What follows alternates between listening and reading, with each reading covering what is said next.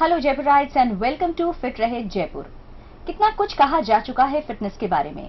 Newspapers हों, websites हों या हो टीवी चैनल्स, हर जगह आपको मिलेंगे हजारों फिटनेस फंडे। लेकिन फिटनेस फंडे जरूरी होते हैं हम सबकी जानकारियां बढ़ाने के लिए। फिट रहे जयपुर का भी यही मकसद है। हम चाहते हैं आप अवेयर रहें, आप जानें अलग अलग बीमारियों के बारे में और उनसे जुड़े इलाज के बारे में। इसी कड़ी में आज हम अपने स्टूडियो में लेकर आए हैं होम्योपैथी चिकित्सक डॉक्टर अरुण जोशी। तो सबसे पहले डॉक्टर अरुण जोशी, मैं आपका बहुत बहुत स्वागत करना चाहूंगी डिजिबली टीम की ओर से कि आप यहाँ आए, अपना कीमती वक्त आपने हमें दिया। धन्यवाद। तो आज हम डॉक्टर अरुण जोशी से डिस्कस करेंगे होम्योपैथी चिकित्सा के बारे में, जो कि एलोपैथी की तरह ही या हम कहें उससे बढ़कर एक चिकित्सा पद्धति होती जा रही है। लोगों का विश्वास बढ़ता जा रहा है। आज हम उनसे जानेंगे होम्योपैथी के बारे में। तो डॉक्टर जोशी, सबसे पहले आप हमें बताएं कि होम्योपैथी चिकित्सा क्या है। देखिए, होम्योपैथिक चिकित्सा बाकी चिकित्सा पद्धतियों की तरह ही एक चिकित्सा पद्धति है जी, जो अपने आप में एक संपूर्ण चिकित्सा पद्धति है जी, और औषधि से चिकित्सा किसी रोग की अगर हो सकती है तो वो सारे रोग होम्योपैथिक चिकित्सा से ठीक हो सकते हैं। जी, कुछ रोग ऐसे हैं जहां पे केवल शल्य चिकित्सा की जरूरत पड़ती है, जी, तो उन केसेस में होम्योपैथिक चिकित्सा एडवाइजेबल नहीं है। बिल्कुल। बाकी अन्य सभी रोग जो एलोपैथिक चिकित्सा, जो कि एक मॉडर्न चिकित्सा पद्धति मानी जाती है, जो रोग उसमें ठीक हो सकते हैं, वही सारे रोग होम्योपैथिक चिकित्सा पद्धति द्वारा ठीक किए जा सकते हैं। यानी कि कई लोग जैसा मानते हैं कि एलोपैथी जितनी महत्वपूर्ण होम्योपैथी नहीं है, ऐसी नहीं है। होम्योपैथी की महत्ता भी उतनी ही है जितनी एलोपैथी की है। हाँ, बिल्कुल। आज अगर आप देखें, अभी एक रिसेंट सर्वे हुआ है, उसमें यह माना गया है कि जितनी भी ऑल्टरनेटिव थेरेपीज हैं जी, उसमें होम्योपैथिक चिकित्सा सबसे महत्वपूर्ण उभर के आई है। जी, एलोपैथी के बाद होम्योपैथिक चिकित्सा ही एक ऐसी चिकित्सा पद्धति है जो लोगों में सबसे ज्यादा प्रचलन में है।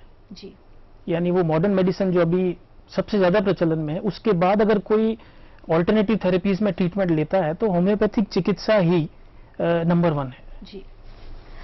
जैसे कि आपने कहा कि सारे रोग, वो भले कोई से भी रोग हो एक्सेप्ट सर्जरी, हाँ, होम्योपैथी उनमें कारगर साबित हुई है। बिल्कुल। लेकिन वो कौन से रोग हैं जिनमें होम्योपैथी हम कह सकते हैं कि प्रभावी है? ऐसे बहुत से रोग हैं जिनमें होम्योपैथी का चॉइस जो है वो व्यक्ति होम्योपैथी को ज्यादा प्रेफर करता है एलोपैथिक से। जी, जैसे स्किन डिजीजेज हैं, जी, त्वचा के रोग हैं, जिसमें आप मान लीजिए एक्जिमा है, एटोपिक डर्मेटाइटिस है या वाट्स हैं। मैं आपको वाट्स का उदाहरण इसलिए दे रहा हूं क्योंकि आज सब लोग जानते हैं कि मस्सों का ट्रीटमेंट, जो वाट्स त्वचा पे निकल आते हैं, जी, उसका ट्रीटमेंट होम्योपैथी से प्रभावी किसी चिकित्सा पद्धति में नहीं है। जी, बाकी चिकित्सा पद्धतियों में हो सकता है वो कॉटराई करवानी पड़ती हो, उनको जलाना पड़ता हो या कुछ केमिकल्स लगा के उनको जलाना पड़ता हो। जी। लेकिन होम्योपैथिक चिकित्सा पद्धति में ओरल मेडिकेशन के द्वारा, यानी मुख से दवाई खिलाने के बाद वो वाट्स अपने आप झड़ जाते हैं। जी, तो एक तो हो गई स्किन डिजीज जिसमें कि होम्योपैथी काफी प्रभावी साबित होती है। हाँ जी। होम्योपैथी के अलावा कौन सी ऐसी और बीमारियां हैं, इसके अलावा और कौन सी ऐसी बीमारियां होम्योपैथी से? होम्योपैथी में एलर्जिक जो प्रॉब्लम्स हैं, जो जी। अब आज के समय में एक उभरती हुई बीमारियां जो बिल्कुल। सामने आ रही हैं, वो है एलर्जीज। जी, तो जितनी भी एलर्जीज हैं उन सब की चिकित्सा होम्योपैथी द्वारा बहुत प्रभावी तरीके से की जा सकती है। जी, उसका एक कारण है कि किसी भी रोग को दबाने में होम्योपैथी विश्वास नहीं करती। बिल्कुल। होम्योपैथिक चिकित्सा जो है वो आपके इम्यून सिस्टम को बढ़ाती है, जी, जिससे कि बाहर की स्टिमुलस, जिसको अपन एलर्जेंस बोलते हैं, जी, वो आपके शरीर पे दुष्प्रभाव न डाल सके। जी।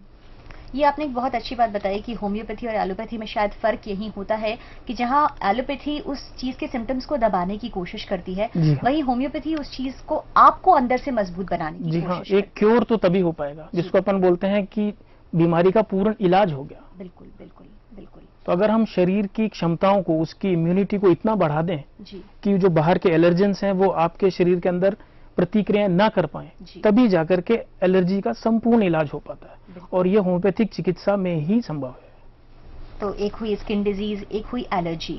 हाँ जी। इसके अलावा खांसी, जुकाम या इस तरह की बीमारियां, या बच्चों में जैसे निमोनिया है, इस तरह की चीजों में होम्योपैथी कहाँ तक कारगर है?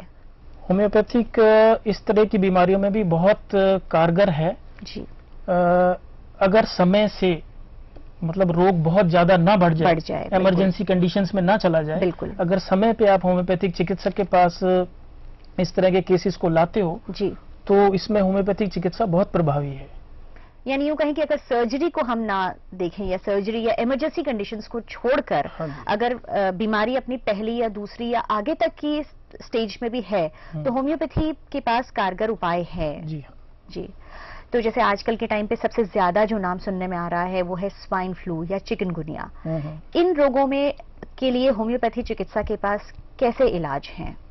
देखिए, ये वायरल डिजीजेज हैं जी, और मेरा मानना है कि एंटीबायोटिक्स का इन रोगों में कोई ज्यादा बड़ा रोल नहीं होता है, क्योंकि एक वायरस जनित रोग है ये जी, और एंटीबायोटिक्स ज्यादातर बैक्टीरियल इन्फेक्शंस में काम करती हैं। जी। तो जहां तक चिकनगुनिया का सवाल है, ये रोग जो है बुखार से शुरू होता है, उसके बाद धीरे धीरे जोड़ों पे असर करता है और पूरे शरीर के जोड़ों में दर्द होने लगता है। जी। तो हमारे पास केसेस आए पिछली बार कुछ साल पहले, ये बहुत अत्यधिक मात्रा में फैला ये रोग। तो मरीज जो है जब दर्द की गोली खाते हैं जी, तो उनके जोड़ों में दर्द में आराम मिलता है। बिल्कुल। जब उस दर्द की गोली का प्रभाव खत्म होता है तो वापस वो दर्द शुरू हो जाता है, मरीज को फील होने लगता है। बिल्कुल। अब ऐसे केसेस में हमने देखा कि जब ऐसे व्यक्तियों को होम्योपैथिक चिकित्सा में लाया गया या वो स्वयं होम्योपैथिक चिकित्सा में आए तो कुछ समय दवाई लेने के बाद उनके जोड़ों का दर्द, उनके जोड़ों की सूजन ठीक होने लगी। बिल्कुल। उसके बाद होम्योपैथिक दवा बंद करने के बाद भी रोग पुनः लौटा नहीं, उनको दर्द फील नहीं हुआ वापस जी, जो कि दर्द की गोली खाने के बाद होता। अब इसमें यह है कि अगर कोई व्यक्ति दर्द की गोली खा रहा है तो कितने समय तक खाए? बिल्कुल। जब तक गोली का प्रभाव है जब तक ही दर्द कम है, यानी वो हमें फील नहीं हो रहा, लेकिन वो स्थिति तो रोग तो वही बनी हुई है, रोग तो वही है, रोग तो वही है। बिल्कुल सही बात है। और अब हम स्वाइन फ्लू की अगर बात करते हैं तो होम्योपैथिक चिकित्सा पद्धति में कुछ ऐसी औषधियां भी हैं जो हम, अगर वो एपिडेमिक फैल रहा है, स्वाइन फ्लू का बीमारी फैली हुई है जी, अगर हम उस व्यक्ति को पहले ही वो डोज दे दें जी, तो काफी हद तक वो स्वाइन फ्लू से इम्यून हो सकता है। तो ये हमने हमारे हॉस्पिटल में 1000 पेशेंट्स पे इसका प्रयोग भी किया जी। 1000 लोगों को हमने एंटी फ्लू मेडिसिन पिलाई सप्ताह में 3 बार जी, 2 दिन के अंतराल से। उसके बाद सब पेशेंट्स का फॉलो अप किया जी, और देखा कि इन 1000 लोगों में से कौन ऐसा व्यक्ति है जिसको ये स्वाइन फ्लू होगा जी। तो हमें जानकर बहुत हर्ष हुआ, बहुत खुशी हुई कि उन 1000 लोगों में से कोई एक व्यक्ति भी वापस ये कहने नहीं आया कि उसे स्वाइन फ्लू हुआ। यानी बीच में ये बात प्रचलन में थी, सुना गया था कि स्वाइन फ्लू की या चिकनगुनिया जब फैला था तो एंटी डोज होम्योपैथी के पास थी। कुछ लोग विश्वास करते थे, कुछ नहीं करते थे, लेकिन आप बता रहे हैं कि आपने ये प्रयोग किया है बाकायदा उन 1000 लोगों पे जिनको हमने डोज पिलाई है उनके पूरे एड्रेस, और हम उनके टच में रहे कि अगर किसी को ये रोग होता है तो तुरंत हमें वो सूचित करे। लेकिन हमें लगा वो दवाई बहुत कारगर साबित हुई। उन 1000 लोगों में से कोई भी व्यक्ति स्वाइन फ्लू का इन्फेक्शन लेके हमारे पास नहीं है। तो ये तो बहुत ही महत्वपूर्ण जानकारी है हमारे दर्शकों के लिए कि स्वाइन फ्लू, चिकनगुनिया जैसी खतरनाक बीमारियां जो कि आप चाहेंगे कि आपके बच्चों को या आपके आस पड़ोस में किसी को ना हो, ये एपिडेमिक की तरह ना फैले, इसका एंटी डोज होम्योपैथी के पास है। आप जाकर अपने चिकित्सक से ये एंटी डोज ले सकते हैं। जी हाँ। अभी आपने बात की जैसे कि एंटीबायोटिक्स के बारे में, तो बहुत सारे ऐसे रोग होते हैं बच्चों में, बड़ों में देखे जाते हैं। ज्यादातर थ्रोट के इन्फेक्शन, गले के इन्फेक्शन है या पेट के इन्फेक्शन हैं जो कि डॉक्टर कहते हैं या लोग हम मानते हैं कि बिना एंटीबायोटिक्स लिए वो ठीक नहीं हो सकते। तो क्या ऐसे में जब वो चीज काफी आगे तक पहुंच चुकी हो, गला काफी ज्यादा खराब है या स्टमक का इन्फेक्शन, पेट का इन्फेक्शन इस जगह है कि उल्टी दस्त लगातार हो रहे हों, ऐसे में क्या व्यक्ति को, मरीज को होम्योपैथी दवाइयां लेनी चाहिए या एलोपैथी में जाकर एंटीबायोटिक्स ही लेनी चाहिए? देखिए, सबसे पहली बात तो ये है कि जब भी कोई इन्फेक्शन शरीर में प्रवेश करता है या जब भी कोई बैक्टीरिया या वायरस शरीर में प्रवेश करता है तो शरीर की इम्यून प्रणाली जो है वो उस रोग से या उस बैक्टीरिया से या उस वायरस से लड़ने के लिए आगे आती है जी। अब अगर वो लड़ नहीं पाए प्रभावी तरीके से तो हम लोगों को इस तरह की बैक्टीरिया किलिंग मेडिसिन, एंटीबायोटिक्स जी, जो बैक्टीरिया के एंटी हैं जी, वो दवाइयां देनी पड़ती हैं। लेकिन होम्योपैथिक चिकित्सा पद्धति का ये मानना है कि बॉडी का इम्यून सिस्टम ही क्यों ना इतना स्ट्रांग किया जाए कि वही रोग से लड़ ले। जी। तो कई बार ऐसा होता है कि सीवियर इन्फेक्शंस में भी अगर, जैसे मैंने पहले भी आपको बताया कि सही समय पे अगर आप चिकित्सक के पास आते हो, उचित दवाइयां उचित पोटेंसी में दी जाती हैं, तो सीवियर कंडीशंस में भी वो जो है इन्फेक्शन को कर्ब कर सकती है। जी, वक्त लग सकता है लेकिन चीज ठीक हो जाती है। बिल्कुल।